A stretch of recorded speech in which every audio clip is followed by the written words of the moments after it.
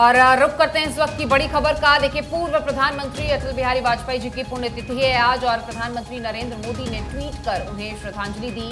वाजपेयी के नेतृत्व में भारत को बहुत लाभ हुआ, इन तमाम चीजों का जिक्र किया। उनका जो विजन था भारत के लिए और जिस तरीके से उन्होंने बीजेपी को लीड किया, जिस तरीके से देश में उनकी सरकार को उन्होंने लीड किया, उन तमाम चीजों का जिक्र और उनके कार्यकाल का जिक्र आज हर भारतीय की जुबान पर है। एक ऐसे नेता, एक ऐसे विजनरी नेता जो जब बोलते थे तो हर कोई थमकर उन्हें सुनता था। एक नेता जिसका सम्मान, जिसके लिए प्यार पार्टी लाइन से ऊपर उठ के हर किसी के हृदय में था। और यही कारण है कि आज एक बार फिर से अटल बिहारी वाजपेयी जी को पूरे सम्मान के साथ याद किया जा रहा है। वो अटल विरासत और अटल सत्य जो वो पीछे छोड़कर गए हैं, वो राजनीति जो वो पीछे छोड़कर गए हैं, वो आज देश को फिर से राह दिखाने का काम कर रही है। उनकी पुण्यतिथि पर उनको विनम्र श्रद्धांजलि देश भर से अर्पित की जा रही है। बिल्कुल, तो देखिए अटल बिहारी वाजपेयी की आज पुण्यतिथि और भारतीय जनता पार्टी को आगे बढ़ाने में और आज जिस स्तर पर पार्टी काम कर रही है देश भर में, उसका निर्माण करने में अटल बिहारी वाजपेयी ने एक अहम किरदार निभाया। 3 बार प्रधानमंत्री के तौर पर उन्होंने अपना कार्यकाल भी निभाया। साथ साथ में अटल बिहारी वाजपेयी की आपको जानकारी दे दे, 1924 में उनका जन्म ग्वालियर में हुआ था। साल 2018 में उनका निधन हो गया और प्रधानमंत्री नरेंद्र मोदी का एक अलग जुड़ाव अटल बिहारी वाजपेयी के साथ में हमेशा से ही देखा गया है।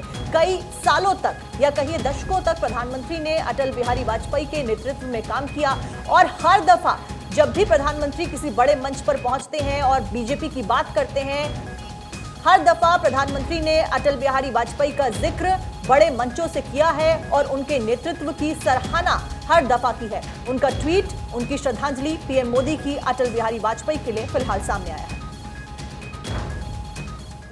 आग जलाकर कदम मिलाकर चलने में था, आगे बढ़ने में था। वे अपनी कविता को अस्त्र और शस्त्र बनाकर अपना लक्ष्य भी तय करते हैं। वे अपनी लक्ष्यगामी दृष्टि से बार बार जगाते हैं, बार बार सचेत करते हैं और बार बार प्रेरित करते हैं। हम पड़ाव को समझें मंजिल, लक्ष्य हुआ आंखों से ओझल।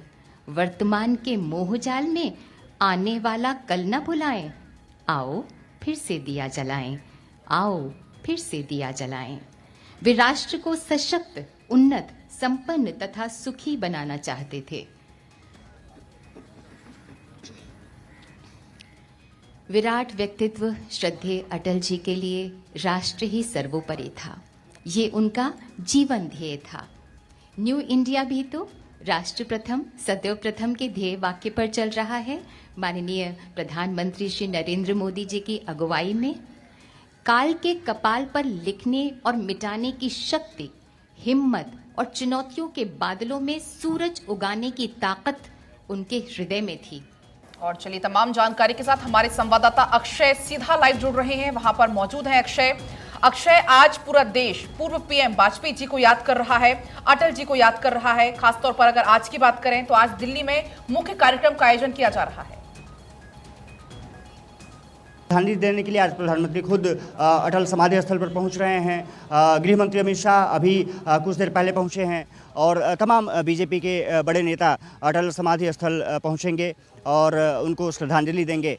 अटल जी का जो जीवन रहा है, जो राजनीतिक परिचय रहा है, वो किसी से छुपा हुआ नहीं है। जिस तरह से भारतीय राजनीति को उन्होंने अपने कर्तव्यों से आगे बढ़ाया, जिस तरह से किसी भी अक्रॉस द पार्टी लाइन वो चहेते रहे, चाहे कांग्रेस पार्टी रही हो, जनता दल रहा हो या तमाम पार्टियां रही हों, अगर अटल जी की व्यक्तित्व को देखें तो सभी के जहन में उनकी यादें हमेशा से ताज़ा रही हैं। उन्होंने जिस तरह से भारतीय राजनीति को दिशा देने का काम किया है, वो निश्चित रूप से कहा जा सकता है कि बहुत कम ऐसे नेता रहे हैं जो अमिट छाप छोड़ पाए हैं। यूनाइटेड नेशंस में उनका संबोधन रहा हो, वो कविताओं के जरिए, शेरो शायरी के जरिए वो गहरी से गहरी बात भी आसानी से कह देते थे। और यही वजह रही है कि आज अटल जी नहीं हैं, लेकिन उनकी यादें भारतीयों के जहन में ताज़ा हैं। अगर भारतीय जनता पार्टी की करें तो भारतीय जनता पार्टी के पहले नेता थे जो प्रधानमंत्री पद की कुर्सी पर पहुंचे और 2 बार वो प्रधानमंत्री रहे।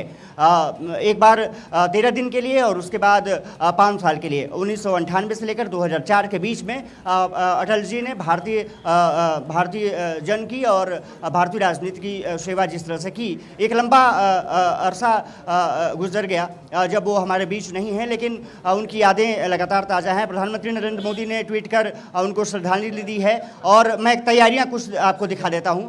ये अटल समाधि स्थल का जो चौक है, आप देख सकते हैं कि जो भी कोई अंदर जाना चाहता है उसको तमाम जांचों से गुजरना पड़ेगा। ये आप पुलिसकर्मियों को देख सकते हैं और यहाँ पर अभी गृह मंत्री अमित शाह निकले हैं।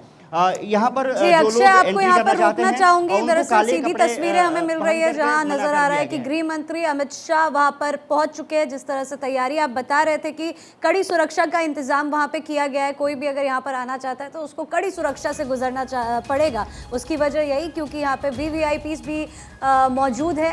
गृह मंत्री अमित शाह पहुंच चुके हैं, प्रधानमंत्री नरेंद्र मोदी भी आने वाले हैं और ऐसे में क्योंकि आप वहां पर मौजूद हैं तो फिलहाल किस तरह की हलचल दिखाई दे रही है और क्या बताया जा रहा है? प्रधानमंत्री नरेंद्र मोदी कितनी देर में आएंगे?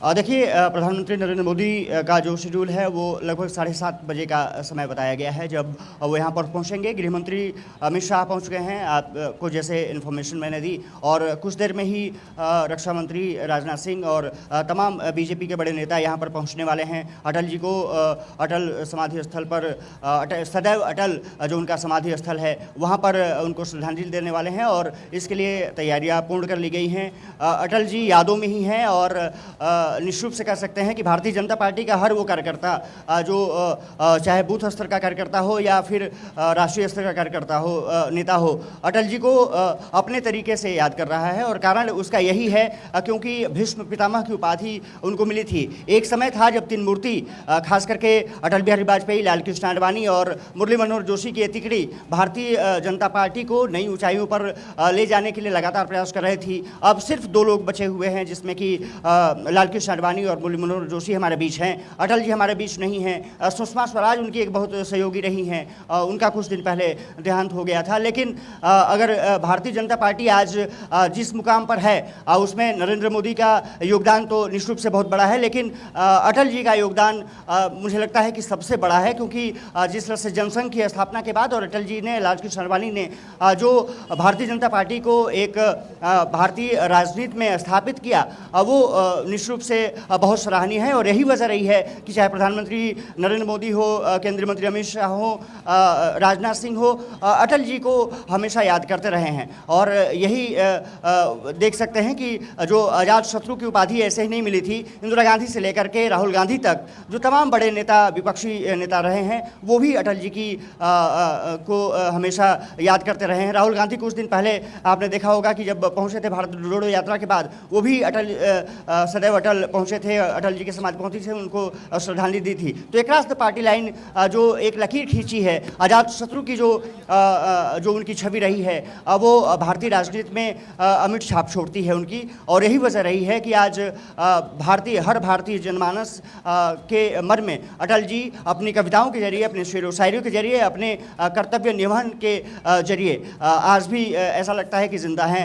वो हमारे बीच में नश्वर शरीर उनका ज़रूर नहीं है, इसलिए हम उनकी पुण्यतिथि पर यहाँ पर पहुँचे हैं कि ताकि जनता को तमाम तस्वीरों से रूबरू करा सकें। लेकिन कह सकते हैं कि भारतीय राजनीति जब तक रहेगी, अटल जी उसमें उनकी ज़िंदगी है वो कहीं ना कहीं बनी रहेगी। और यही वजह रही है कि अब कुछ देर में प्रधानमंत्री नरेंद्र मोदी पहुँचेंगे। आप देख सकते हैं कि सुरक्षा व्यवस्था किस तरह से यहाँ पर खड़ी की गई है।